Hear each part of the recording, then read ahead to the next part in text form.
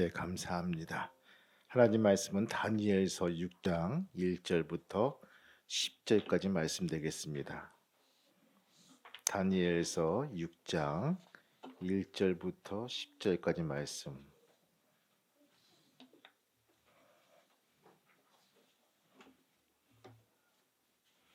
구약적으로 1243페이지가 되겠습니다. 제가 한 절, 여러분들이 한 절 읽다가 마지막 절은 같이 읽겠습니다. 우리가 10절이니까 천천히 읽겠습니다. 다리오가 자기의 뜻대로 고관 120명을 세워 전국을 통치하게 하고 또 그들 위에 총리 셋을 두었으니 다니엘이 그 중에 하나이라.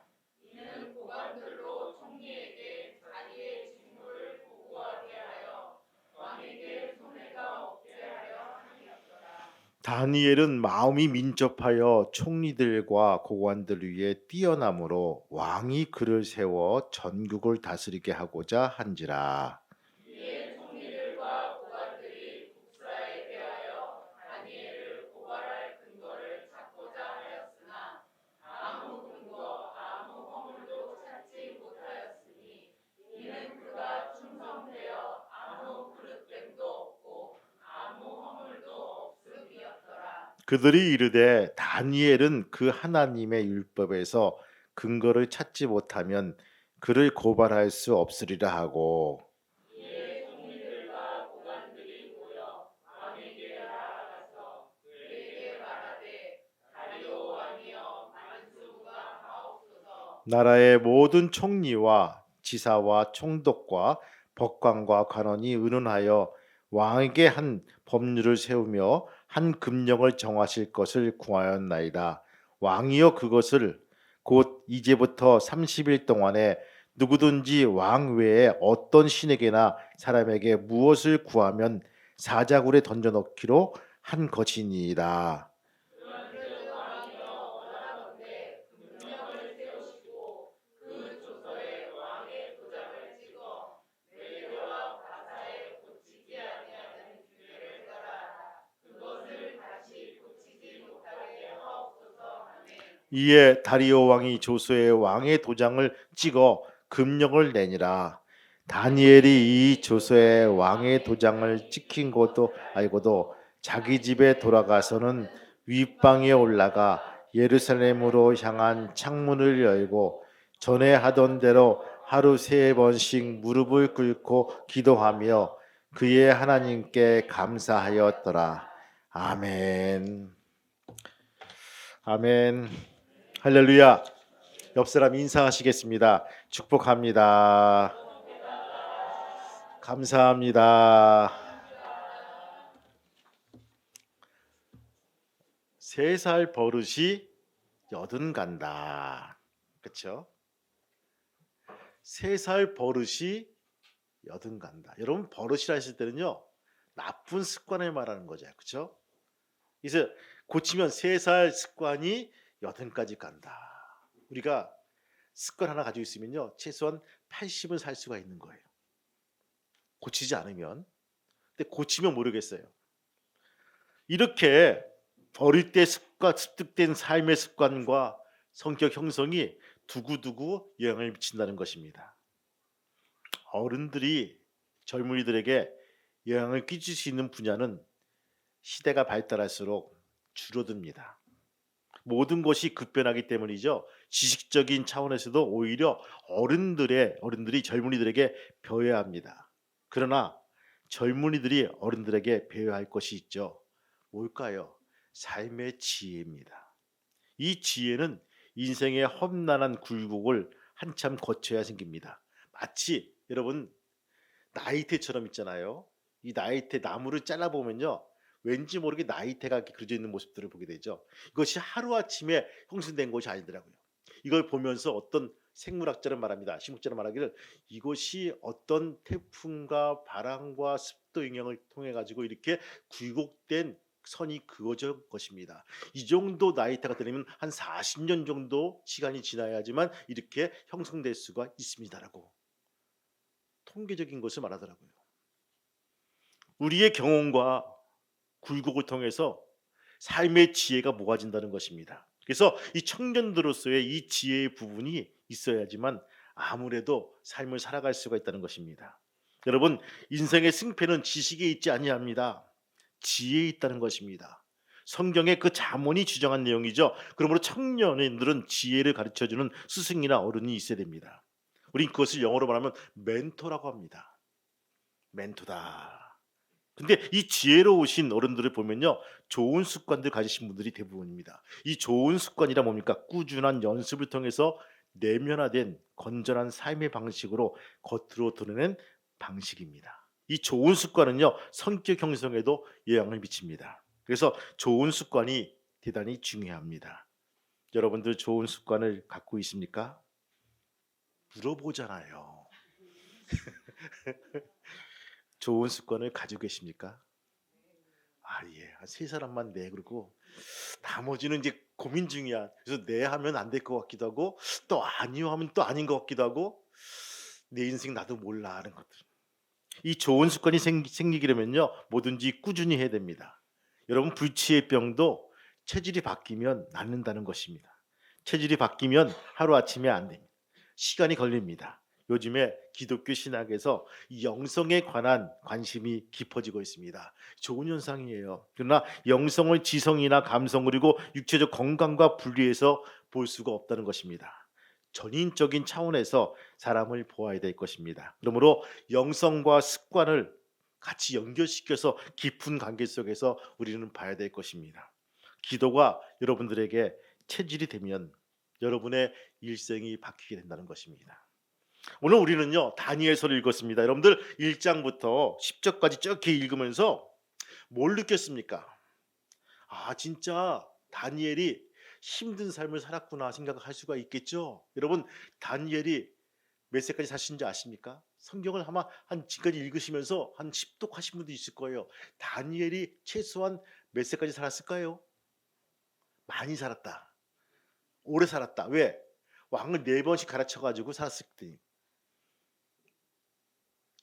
몇 년 살았을까요? 이 당시에는 최소한 한 40살이 기본이고요. 많이 살아야 55세, 뭐 60세 넘는 사람도 거의 없었어요. 근데 다니엘이 사는 걸 조사해보니까 90세까지 살았어요. 90세. 남이 날아가서 식민지에 끌려가지고 90세까지 살았어요.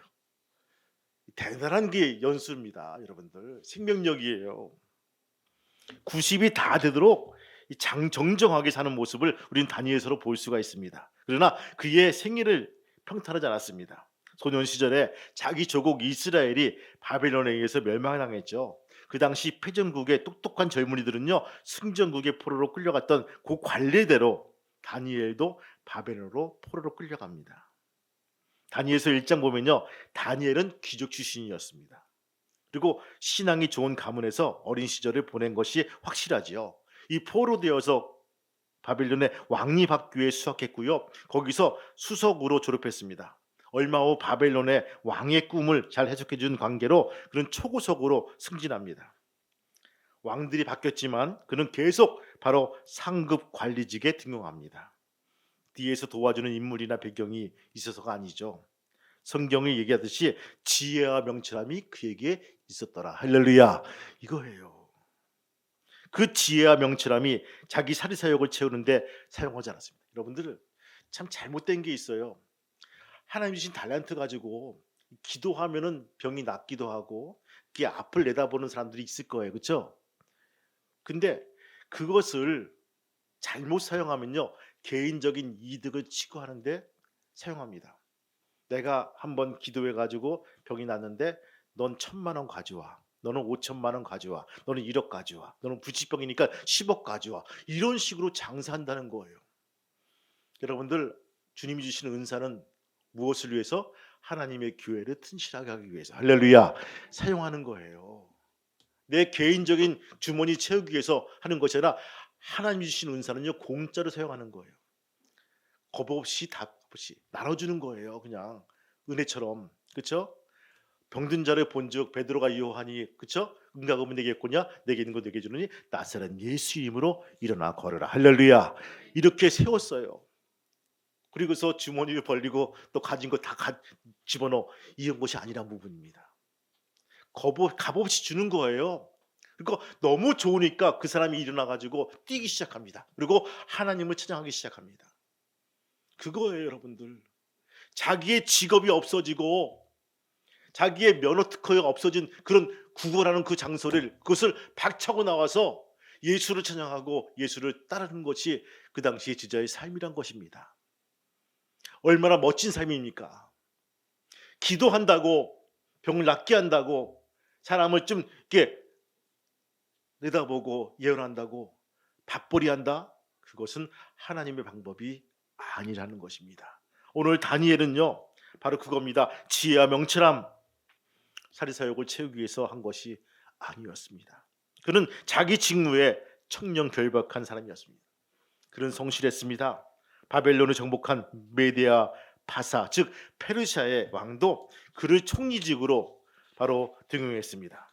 한마디로 말하면 다니엘은요 그 당시 최고의 강대국이었던 이방 나라들 속에 살면서도 하나님의 사람으로 사회에 영향력을 끼친 아주 위대한 인물이란 것입니다.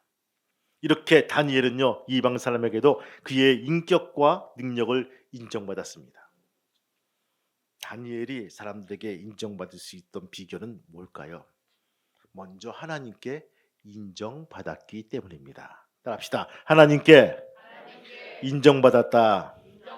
할렐루야. 이것이 다니엘서의 중심 내용이에요. 여러분, 다니엘이 어떻게 하나님으로부터 신뢰받은 사람이 되었을까요? 여러 가지 생각해 볼 수 있지만 오늘 우리는요 그의 기도하는 습관에서 찾아볼 수가 있습니다. 여러분 6장 10절 말씀 한번 읽어볼까요? 10절 말씀 한번 읽어보겠습니다. 같이 10절 시작.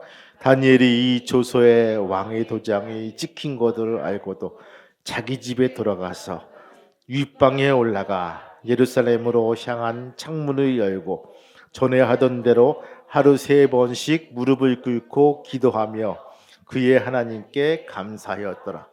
아멘. 밑줄을 그으세요. 어디 그어야 될까요?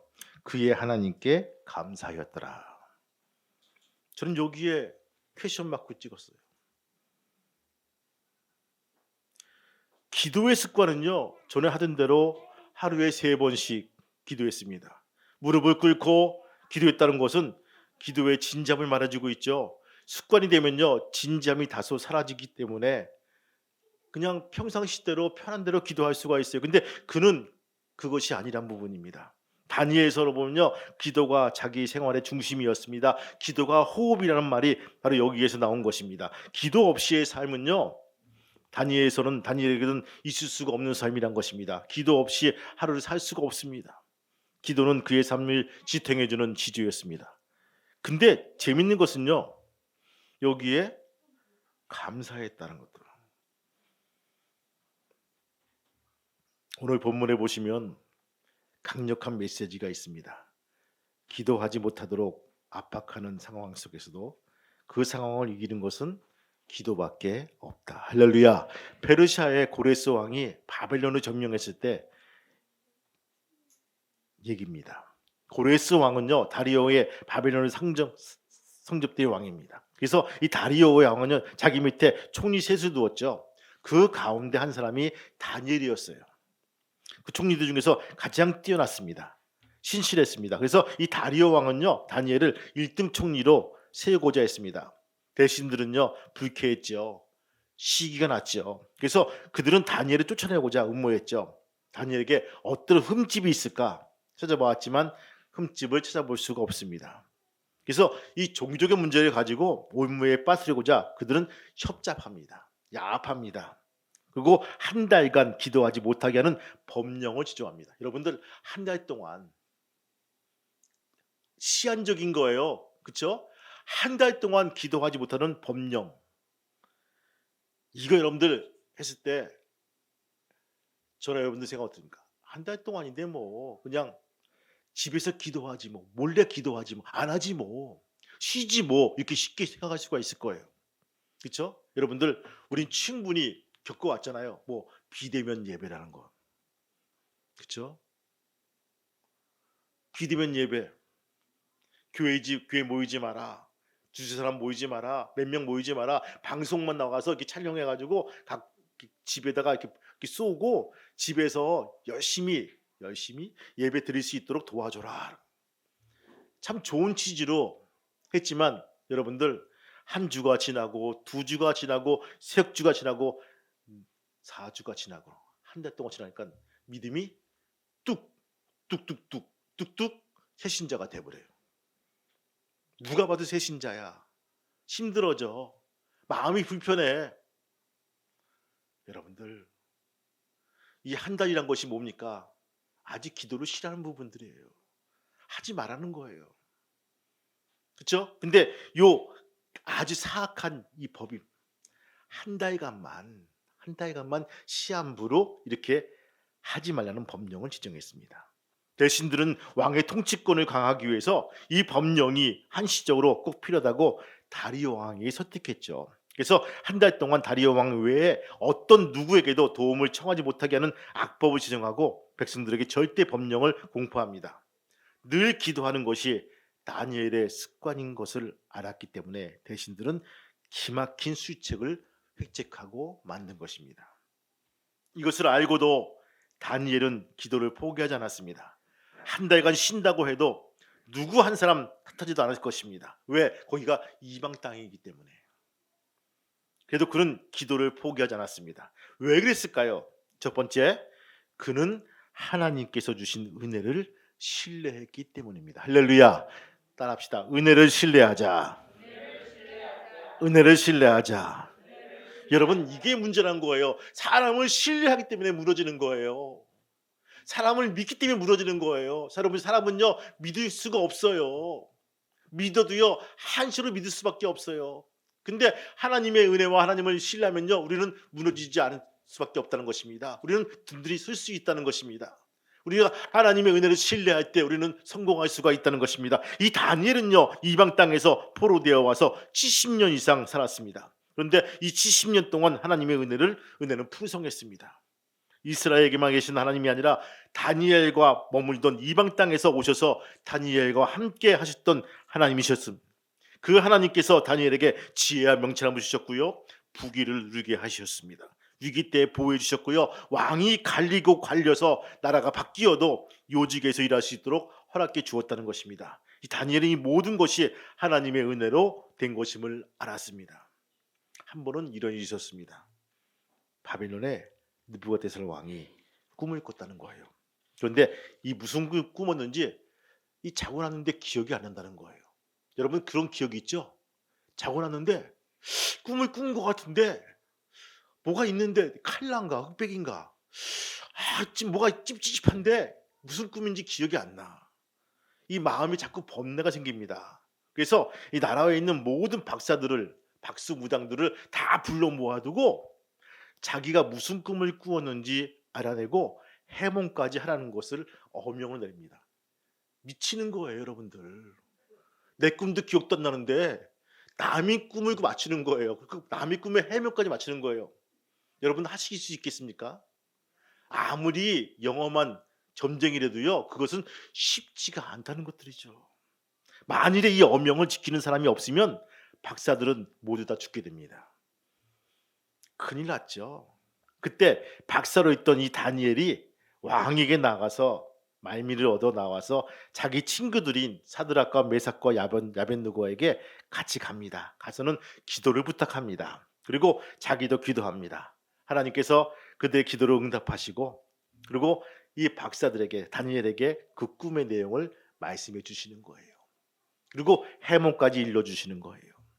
그래서 이 시간이 흐르고 꿈을 잘 해석하고 해몽해가지고 바로 죽음의 위기에서 구원한 모습들을 보게 됩니다.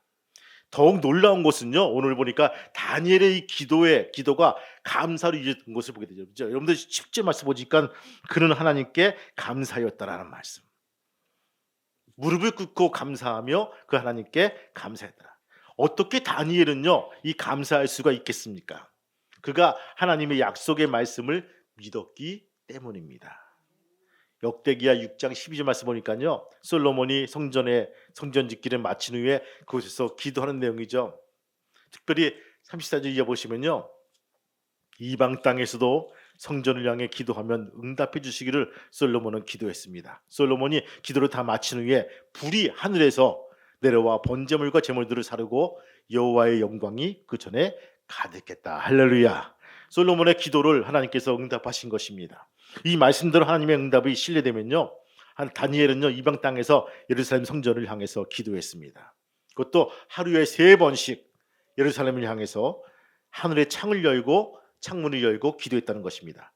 다리오 왕 외에 누구에든지 기도하면 사자굴에 던져질 것이란 법령이 반포되었음에도 불구하고 전에 하던 대로 계속 기도합니다. 하나님의 약속을 신뢰했기 때문입니다. 그리고 그는 응답되기 전에 마침내 먼저 하나님께 감사 기도를 드렸다. 할렐루야. 이게 믿음이란 것입니다. 저는 그래요. 갈까 말까. 하나님이 들어주실까? 하나님이 안 들어주실까? 무슨 하나님은 점치는 것 같아요. 그렇죠? 여러분들 뭐 기도할 때 여러분들 도박하십니까? 하나님이 들어주실까? 안 들어주실까? 안 들어주실까? 들어주실까? 하나님이 기가 먹었습니까? 하나님이 기가 어두워요? 여러분 나이 드니까 눈도 침침해지고 귀도 잘 안 들려요. 혹시 여러분들 내 기준을 가지고 하나님께 빗대어서 여러분 기도하십니까? 하나님은요 나의 속마음까지도 보시는 하나님이시고, 할렐루야, 내가 읊조리는 그 말도 들으시는 하나님이세요. 얼마나 여러분들 우리를 잘 알고 있다면요, 내가 마음만 먹어도요 이미 아시고, 얘야 내가 그 마음 안단다, 이렇게 말씀하신 하나님이시는데 왜 우리가 하나님을 점치고 있습니까? 들어주실까 안 들어주실까? 오늘 이 다니엘의 기도는요 우리에게 큰 충격으로 다가옵니다. 이거 기도하면 분명히 죽는 거야, 올무에 빠지는 거야, 망하는 거야, 그냥 인생 쪽나는 거야 라고 분명히 알고 있어요. 그런데 그는 하늘 향해서, 주님을 향해서, 예루살렘을 향해서 창문을 열고 하나님께 기도하는데 어떻게? 그의 하나님께 감사하였더라 라는 말씀. 우리의 믿음이 그런 믿음이 되기를 소망합니다. 다니엘이 믿는 하나님은 우리의 하나님이십니다. 각양 좋은 것으로, 온갖 귀한 것으로, 선물로 우리에게 주신 하나님이십니다. 너희 중에 누구든지 지혜가 부족하거든 모든 사람에게 후히 주시고 꾸짖지 아니하신 하나님께 구하라. 그리하면 주시리라. 여러분 지혜가 필요하십니까? 은혜가 필요하십니까? 기도하시기 바랍니다. 길이 막혔습니까? 위기에 봉착했습니까? 기도하세요. 사방이 막혔습니까? 하늘로서 항상 창이 열려 있다는 것입니다. 은혜가 쏟아져 하늘로 내리는 그 은혜가 우리 안에 임한다는 것입니다. 자기를 찾는 자에게 상을 내리시는 하나님, 하늘문을 여시고 우리에게 주시는 하나님을 만나볼 수 있는 귀한 성도가 되시기를 주님의 이름으로 축원합니다. 바울은 고백합니다. 아무것도 염려하지 말고 오직 기도와 간구로 너희 구할 것을 감사함으로 아뢰라. 그러면 지각에 뛰어나신 하나님의 평강이 너의 마음과 생각을 지키시리라. 할렐루야. 사도 바울의 체험적인 권면입니다. 아멘입니까? 아멘이에요. 여러분들 사도 바울도요 경험적인 삶이란 것입니다. 아무것도 염려하지 말고 오직 기도와 간구로 너희 구할 것을 감사함으로 아뢰라. 이미 받았어요. 알고 있어요. 감사함으로 아뢰라. 그러면 지각에 뛰어나신 하나님의 평강이 너희 마음과 생각을 지키신다. 다니엘이 이 비밀을 알았기에 그의 기도를 포기할 수가 없었습니다. 그리고 모든 것을 협력하여 선을 이루실 줄 믿고 하나님께 감사했다는 것입니다. 여러분들 무엇보다 간구보다 앞서는 것이 감사라는 것입니다. 감사할 수 있는 귀한 우리 모두가 되시기를 주님의 이름으로 축원합니다. 두 번째 뭡니까? 다니엘의 기도를 포기하지 않은 것은요, 기도가 하나님의 법을 순종하는 가장 최선의 도구임을 알았기 때문입니다. 다니엘은 하나님의 율법을 사랑하는 것, 하나님과 친밀하게 교제하는 것을 포기할 수가 없었죠. 지금까지 다니엘이 이방 땅에서도 하나님의 백성으로 순결하게 살 수 있었던 것은요, 하나님의 율법을 순종했기 때문입니다. 그리고 그 율법을 잘 지키기 위해서 기도했습니다. 그러므로 다니엘의 거룩한 삶은요, 기도 때문입니다. 기도 없이는 하나님의 말씀을 지킬 수 없음을 그는 너무나도 잘 알고 있었습니다. 여러분들 본문 한번 읽어볼까요? 6장 5절 말씀 한번 읽겠습니다. 5절 말씀 시작. 그들이 이르되 이 다니엘은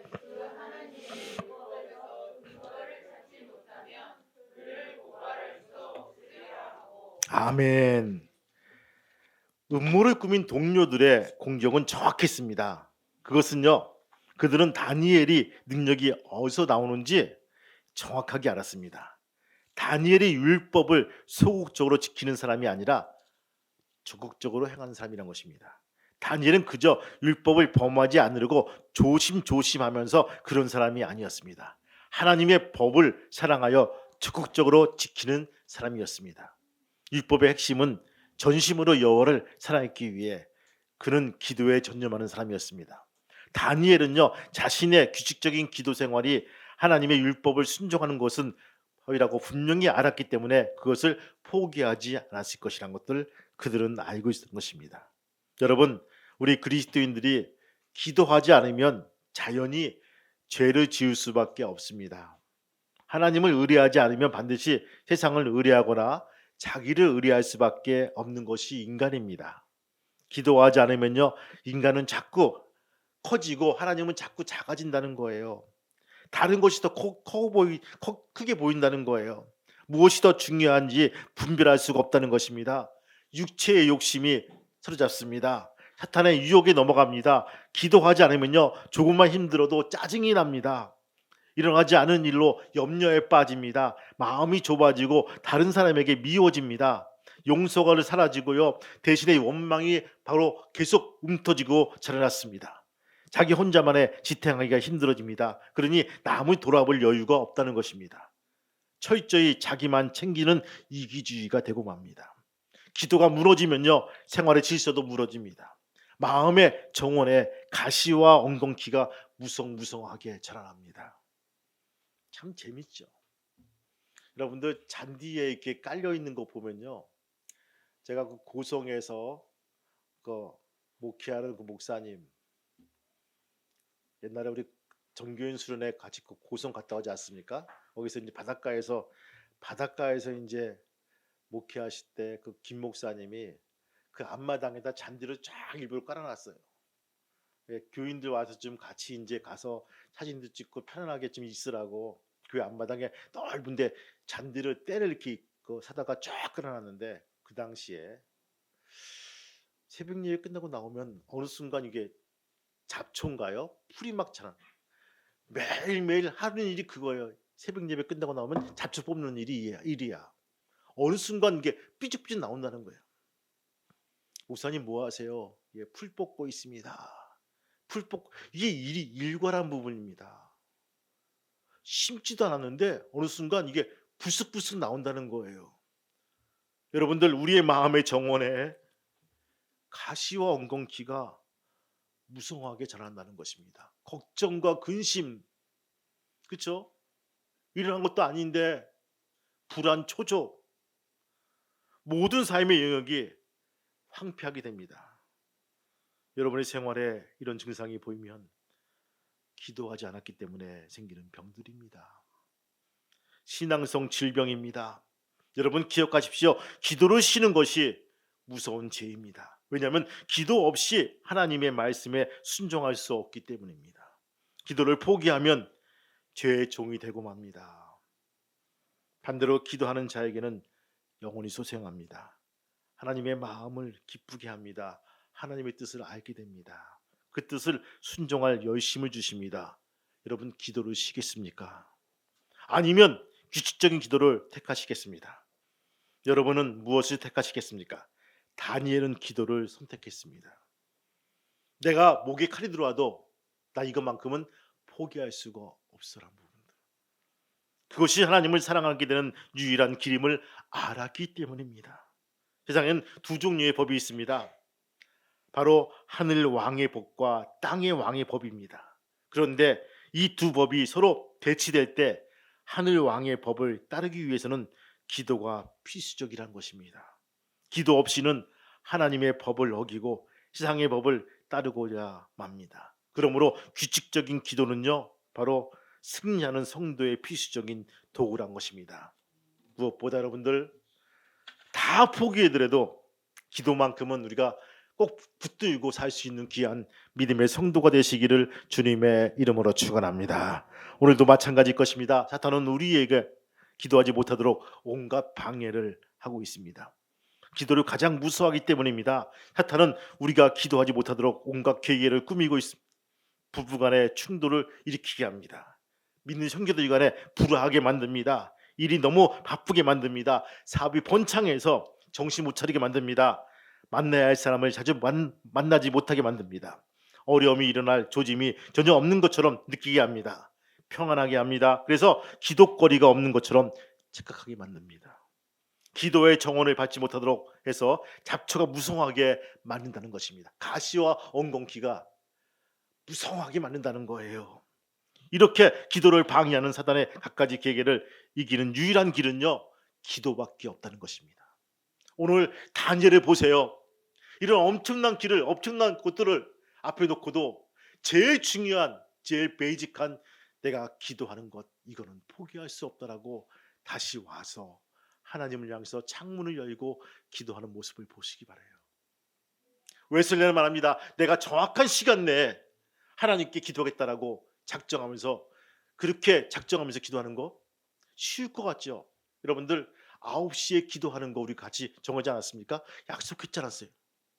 근데 9시 정각에 아멘 올라온 사람들 보니까 없어요. 그 말은 무슨 말이죠? 9시 30분도 하시고 40분도 하시고 50분도 하시고, 어떤 분은 오후에도 하시고, 어떤 분은 아예 안 하신 분도 있어요. 탓하는 것이 아니에요. 웨슬리는요 11시에 기도하기 위해서 10시 반부터 기다리는 거예요. 시간을 보면서 기다리는 거예요. 땡 했을 때 하나님께 마음문 열고 기도하는 거예요. 쉬울 것 같죠? 쉬운 거 아니에요. 여러분들 그것이 얼마나 초조하고 바라고 자기네 타이밍을 맞춰야 되지만 그것을 감당할 수가 있겠습니까?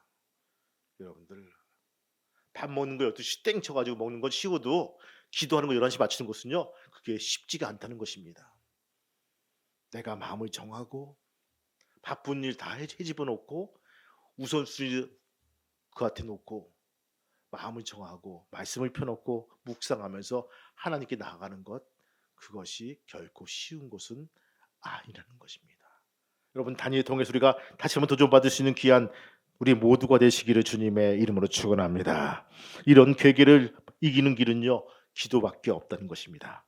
억지로라도 기도의 시간을 마련해야 됩니다. 기도의 골방으로 들어가시기 바랍니다. 다니엘처럼 추적인 기도의 시간을 갖는 것만이 유일한 해결책입니다.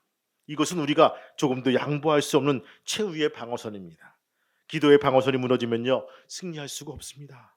기도할 때 우리의 승리의 계가를 울릴 수가 있다는 것입니다. 주님의 뜻에 합당하게 살기 위해서는요, 반드시 우리가 기도의 습관을 가져야 될 것입니다. 이것이 오늘 다니엘서에 배우는 교훈입니다. 여러분, 내 목에 칼이 들어와도 기도하는 것만큼은 내가 포기할 수 없다고 한 이 다니엘의 이 한 절, 얼마나 아주 처절합니까? 여러분, 이걸 통해서 우리가 도전받고 주 앞에 나올 수 있는 귀한 믿음의 성도가 되시기를 주님의 이름으로 축원합니다. 다니엘의 기도는요, 사람들이 보기에는 무력하게 보일 수가 있습니다. 그 기도 때문에 망하게 되었다고 생각할 수가 있어요. 그 이방 땅에서 한 달쯤 기도 안 한다고 나무랄 사람도 한 사람도 없을 것입니다. 그러나 이 다니엘은요, 하루 기도를 멈추는 것은 죽는 것보다 더 싫었습니다. 기도 없이 하루를 사는 것은 숨 쉬지 않고 버티는 것보다 더 힘들었습니다. 기도를 자기 생명보다 더 귀하게 생각했습니다. 하나님께 드리는 그 한 시간 한 시간이 기도를 위해서 자기의 생명을 내어놓고 기도했다는 것입니다. 살아있으면서 기도하지 못할 바에야 차라리 죽는 것이 낫다는 것이 기도의 사람이 될 것입니다. 성도 여러분, 기도만이 우리가 사는 길입니다. 기도할 때 우리의 하나님의 임재와 능력을 맛봐야 됩니다. 그리고 가장 강력하게 하나님의 증거로 증인이 되어야 될 것입니다. 능력을 통해서, 내가 기도하는 능력을 통해서 병마가 떠나가고 우리 형편이 나아지고 우리의 가정에 머물렀던 그 우울증과 그 분쟁과 분투가 물러나는 것들을 우리가 체험해야 될 것입니다. 기도할 때 우리는 사자처럼 우는 그런 덤벼드는 마귀의 대적을 통해서 우리는 승리할 수 있는 쾌감을 맛봐야 될 것입니다. 하나님을 기쁘시게 하는 귀한 그 기도를 할 수 있는 귀한 성도가 되시기를 주님의 이름으로 축원합니다. 주님은 기도하는 자와 함께 일하시고 함께 승리를 바로 원하신다는 것입니다. 그런 성도가 되시기를 주님의 이름으로 축원합니다. 이 시간 다시 마음을 가다듬고 정하는 마음 되시기 바랍니다. 다니엘처럼 같이 기도할 수 있는 믿음의 성도가 되시기를 주님의 이름으로 축원합니다. 우리는 소식을 들으면 고민하고 두려워하고 원망하고 낙심합니다. 죽게 되었다라고 합니다. 그럼 다니엘은 소식을 듣고 기도합니다. 이것이 우리와 다니엘의 차이점입니다. 이제부터 우리가 어떤 소식을 들으면 기도의 창을 열고 기도해 나갈 수 있도록 도와주옵소서. 사람들에게 의뢰하거나 세상의 정보를 얻는 것이 아니라 하나님께 묻게 도와주시고 하나님의 뜻이 어디 있는가를 우리가 알 수 있는 귀한 믿음의 사람이 될 수 있도록 허락하여 주시옵소서. 결과를 미리 예측하지 말게 도와주시고 주님께 나가서 끊임없이 주님께 도구하고 기도해 나갈 수 있는 귀한 믿음의 성도가 될 수 있도록 허락하여 주옵소서. 예수님의 이름으로 기도합니다. 아멘.